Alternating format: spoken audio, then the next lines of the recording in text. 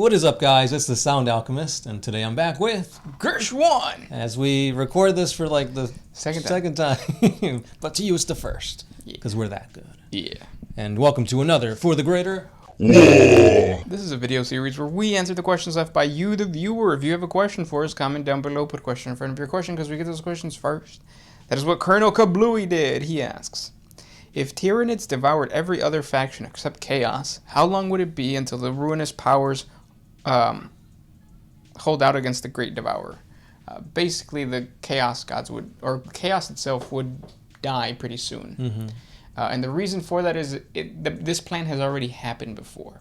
So during the Horus Heresy, the Emperor knew about the Cabal, and the Cabal was an organization of like a bunch of Xenos, some humans, and their plan was to allow the Emperor to lose so that Horus would take over, the Imperial, basically the war would not end. Mm-hmm. A civil war would continue, humanity would just ultimately wipe itself out, and without all of the billions of humans, then Chaos can't get empowered because there's nobody worshiping them, and there's no like blood for the blood god, there's no scheming for Zinj, all that kind of Scheming for Zinj. Yeah, that's the new tagline. Yeah. And then ultimately, the Cabal was going to go in and kill off all the Chaos gods because they weaken They're themselves. weakened, yeah. It's to me, Chaos doesn't make sense. I mean, it's supposed to be like a cycle, yeah. So it's like the more you kill, the more you burn, maim, and all that. Like, yeah, you're empowering Chaos, but at the same time, you're killing off human lives, and you need those human lives to bolster Chaos once again. So I guess by winning the heresy, you're hurting yourself in the long run. I don't know how that works, boy. Yeah, but so if the Tyranids came in and they destroyed humanity, the Eldar, the Orcs, the Necrons, and it was just Chaos and Tyranids would just seal off all of the warp rifts because there's not enough like juice or power for the Chaos gods to keep doing what they're doing. Right, and not just that, but the freaking Tyranids have already evolved themselves to fight against Chaos specifically, such as, was it Gorgon? High Fleet Gorgon? Yeah, it might have been Gorgon. Yeah. Or was it Cronus? It might have been Cronus too. But yeah, they've developed, which is weird because like they eat biomass, take that into the hive mind, and then they regurgitate new Tyranid bioforms that are meant to combat that. But how do you eat warp stuff? Like if you, let's say they kill, a Carnifex kills like a bloodthirster. How do you eat something that goes back into the immaterium? You don't? That's why, like, for the Tyranids that have specialized in killing the what do you call them? Chaos. They're going after like maiden worlds. They're going after crone worlds. So these are planets that do have raw material, but on top of the surface is demons. So like you kill the demons, and then you get to like the good stuff underneath. Right, kind of like a Wonder Ball. Yeah, it's like you eat the chocolate. Well, sometimes you don't even eat the chocolate. I always eat the chocolate. Really? Yeah. I just break it open and get what's inside. The little mints. I'm just surprised how they keep the stuff inside from getting all chocolatey. That's true. Because it's the same thing with like the Kinder eggs that they don't sell in the U.S. Because somebody choked and died, so now everybody's gonna choke. Is that and really die. why? Yeah. Oh wow. You can still get Kinder eggs in like everywhere else, even Canada. Even Canada. What were we talking about? What's in the Wonder Ball? Yeah, mints. Mints. And you can't, if you choke on mints, it's like, well, it dissolves. Yeah. You shouldn't give babies mints, though. I don't think you should, anyways. Their saliva isn't as acidic as a Space Marine, so it can't dissolve that quick. Right, and then it can't absorb the memories of the mint. But yeah, good question. This one's by Tyler Flynn, and it's on the same topic of like warp and stuff like that, and mints. Can the warp energy be harvested? If so, what it do? The what? The warp. Like, can you harvest the warp? Oh, yeah, that's what Psychers do. So they use it, navigators, astropaths, librarians, they harness powers of the warp, and then they go smite. Mind bullets. Yeah. Teleport. And then you kill a yak from 100 miles away. Or is it 1,000? A yak? I've never seen a yak in real life. Neither have I, not even at the zoo. I've Not seen a even raccoon at the zoo, which is crazy. Why would you keep a raccoon? Why would a raccoon stay in the zoo? Like, you could just get out, man. I've seen you get out of my trash can. Yeah. Next question comes from Chicken Waffles. What if the Men of Iron didn't rebel? Then humanity would basically be better than what it is right now, because it would be AKA the Tau Empire. Mm-hmm. Pretty much. It's the only thing that stopped humanity was. Would you say it was the Men of Iron? Do you think that was their stopping point, or was it the? I think it was the birth of Slanesh, which ultimately, I think warp storms all over the place would have been what broke everybody apart. But if the Men of Iron would have never rebelled, I think human empires would have held on to their power a little bit more and dominance and stuff like that. That's how I feel. Yeah, it'd be really interesting if like GW like threw a crazy twist if we found out like a well-known space marine or a well-known inquisitor, or even a rogue trader for that matter. What if it was like a robot, just like using that flesh as a puppet? What if the Emperor was a robot? He was actually a Man of Iron. No. Ni Dios lo mande. No, because like if you see the Emperor now, it's like a skeleton. But maybe there's a little robot in there. Yeah, maybe they're nanoscarabs. Next question. This one's by Sly the Sly. Has there ever been an empress or a concubine princesses, Imperial Bastards? So no, but yes. Right. You consider like warlords back with like Terra was like fighting amongst each other, the techno barbarians and stuff. I'm pretty sure there was female warlords. Well, and I even think that the Unification War does say that the Emperor solidified a lot of treaties through marriage. There was never any. There were children. They were called the Star Children, but that was like early on in the lore of 40K. I don't think that is a thing anymore. It depends on how you want to look at it. It's either that GW just completely retconned it, or that it is a heretical concept that was, what is it called? Excommunicado traitoris? No. No, it's for a person. For documents. No, the Edict of Obliteration is to remove everything. They probably did that. Yeah, they probably did that. Because that would assume killing off all the Star Children. Yeah. And their families and all that. Even though I don't think that they can have children, I think they were, what is it called? Castrated. Well, that's the process of getting castrated. Like, castration is a process that you would do to a child, but like a child that can't have children. It's called like a liger. A liger can't have, what is it? They're just not infertile? They're infertile? Yeah, I guess. I think there's another term, though. Yeah, I feel like it is. We need bust out our thesauruses. Thesaurus. That sounds like a dinosaur. Oh, it is. This one's by Alejandro Pardo Sanchez. Do you think there is going to be a Demon Prince Abaddon? Yes. You think so? Eventually, yeah. I think when GW's like, well, we've thrown out all of our Primarks, let's throw in a Demon Primark what is it? Abaddon. But I think that was his whole thing. Like, he's trying to use chaos, not be used by chaos. Yeah, but you could be like Be'lakor. Be'lakor turned into a demon prince, and he still used the chaos guns. Mm-hmm. But I think he like tricked the gods into all of them giving him power. I think Abaddon could do it. I believe in him. Maybe if he like removes that hair piece and just lets it flow, baby. A top knot.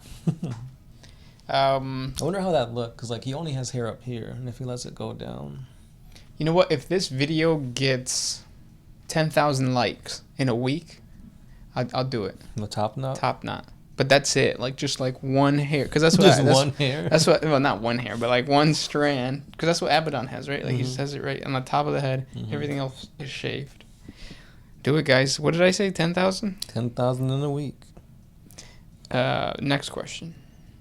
This one's by Metro Ranger. So I've been collecting 40K on and off for years, and I've gotten a lot of different units, but not enough to form one coherent army. Would it be possible to field them all as one army? I've got Eldar, Guardsmen, and Grey Knights. If possible, would it work with the 40K lore if these groups came together? Yeah. There's which one was the one with the triumvirate, with the Brotherhood master guy? Voldus? Yeah. So it was Gilliman, the Dark Angel Dude Cypher, and Voldus from the Grey Knights. Yeah, so there you got.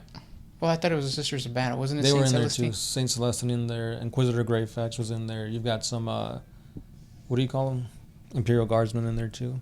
Yeah, so you could do that. So then it would be your Eldar are the ones that are working with Iniad to bring back Guilliman. Mm-hmm. Your Imperial Guard are the ones fighting alongside. The Inquisitors, probably. Yeah, and then you have the Brotherhood chaplain. Voldus Supreme Grandmaster, or just Grandmaster Voldus? Now you would have to play Unbound, or you would just have to play using. What is it called? Allies. Allies, yeah. Which is -1 command point, and you could only do 1 unit, right? I believe it's like a detachment. It's easier just to do Unbound. Yeah. Just go Unbound, no command points. Make it a narrative battle report. Okay. But it's doable, for sure. As of 8th edition. We don't know what 9th will do with like going Unbound and allying and all that stuff. That's true. Next question comes from Shadow Vulcan. Who would you rather go for? Bridget B that has been Nurgleized, or Nurgle that has been Bridget B-ized? I think Nurgle that has been Bridget B-ized, because I don't really know what that means. Because that's Nurgle. But he's Bridget B-ized. Right. I'd rather be with Bridget B that's Nurgleized. Because it's still her, but just all like goopy and nasty. That's gross. But you'd be with Nurgle? Yes, who's goopy and nasty on the inside. Most people are. Yeah, that's true. Why not both, right? Yeah, see what happens. Irador 1982. Do you think a well-equipped Inquisitor could take on a Space Marine? Yeah. I mean, yeah. Check out Inquisitor Martyr, like just the opening scenes of that Inquisitor, and like it looks like Terminator armor, just like smashing things with his hammer. Yeah, that's exactly what I was thinking of too. The Inquisitor Martyr cutscene, great. Top of the line. Cute face, slim waist. Yep, and a big behind. Next question. This one's by Cold Fist. Has there been, or could there be, a system that GW would make to have your own custom Primarchs? Something like a big list of abilities, such to the theme of blank Primarch to your custom chapter. He says he's currently finishing up Mortarion, and next will be a kit bash to turn Guilliman into a Demon Prince. That sounds cool. So yeah, the door was opening. That was weird. So they haven't come out with anything like that. But you actually did it. Well, somewhat, because I'm still using like Guilliman's rules and stuff for a Primarch. Because the thing about creating your own like what if and like homebrew stuff, it's very hard to balance it and make the points fit the abilities of the unit. If GW does have a whole list where it's like he has the ability to, I don't know, teleport, and that's going to be worth 40 points. You could give him the ability to have invulnerable saves, and that's this many points. Yeah, they don't actually have that yet, but it would make sense, in my opinion, to do something like that.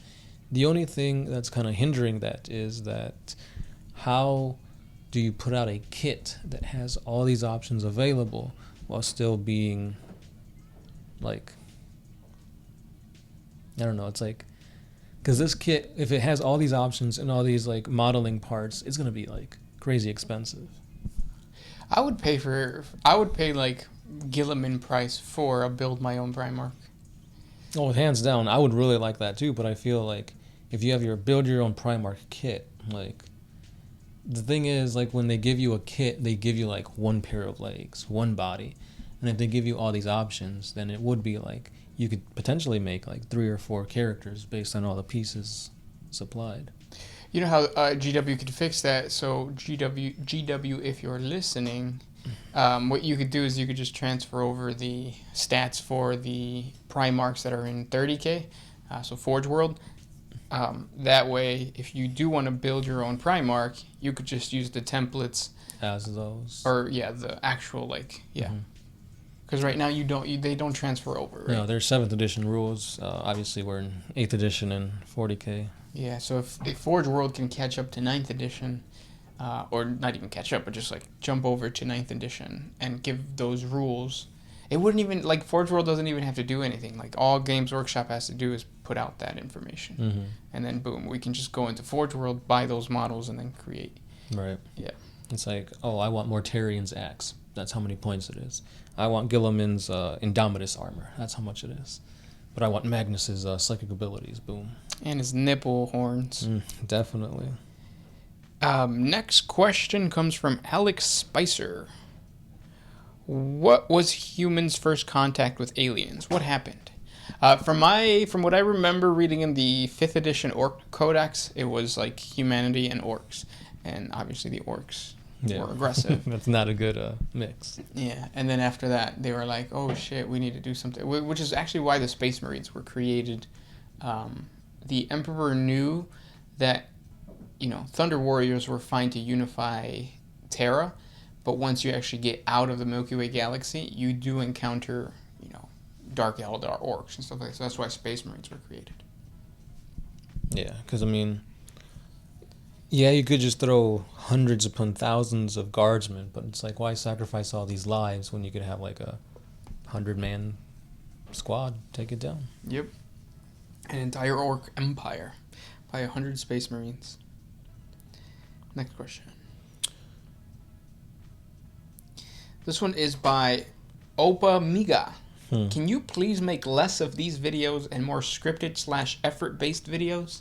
We're trying. It's just it's difficult, and also those don't really form the same type of community that these videos do. Because this is how like Bridget B came about. This is how and that's fun. Right. The whole what would happen if a Recruit ate the Emperor? It's interesting to see what crazy questions you guys come up with and how we try to answer them. Such as this next one by Chicken Waffles. Where are the tears stored? In your cheeks. That's why some people got like bigger cheeks than others, because they got more tears ready to come out. Yeah, they cry more, so it's kind of like edging, which is the more edging you do, the thicker the blood vessels become, so it's bigger. Right. And sometimes the tears are more milky, and sometimes they're more like clear. It all depends on your diet. Yeah.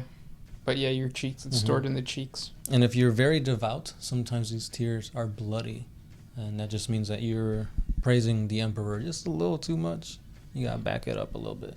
Back it up. Speaking about backing it up, we have a TikTok, guys. Go follow us on TikTok.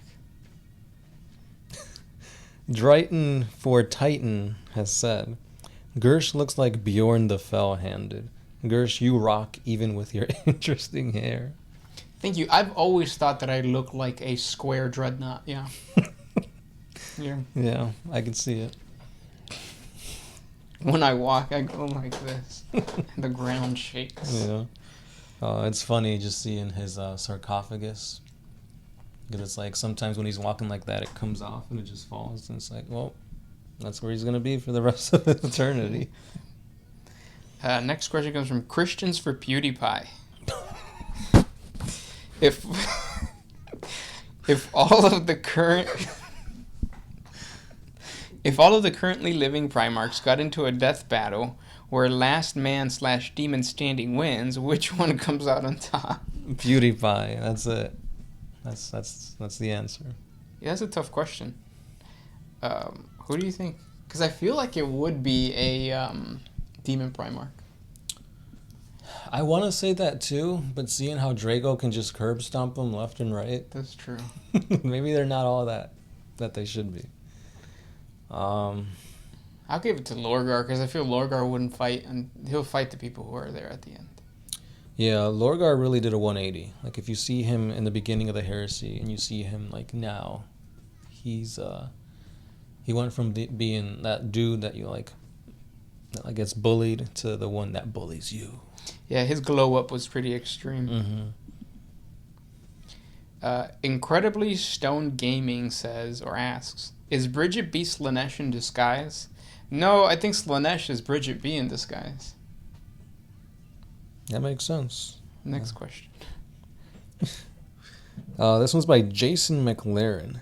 How much wood could a woodchuck chuck if a woodchuck could chuck wood? I need to know, damn it.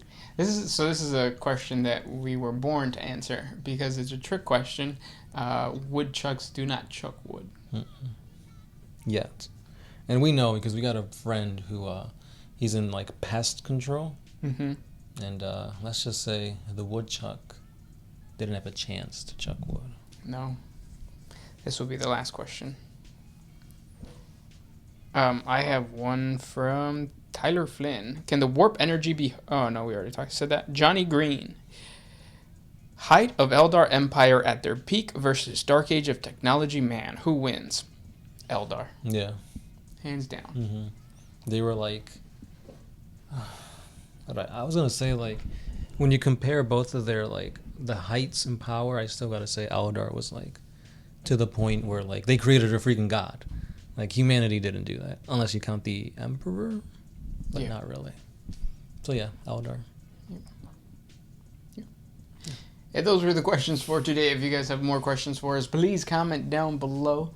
If we didn't get to your question, ask again because we do this 3 times a week. That's right. As always, I'm the Sound Alchemist. Gershwan. And we are out. Oh,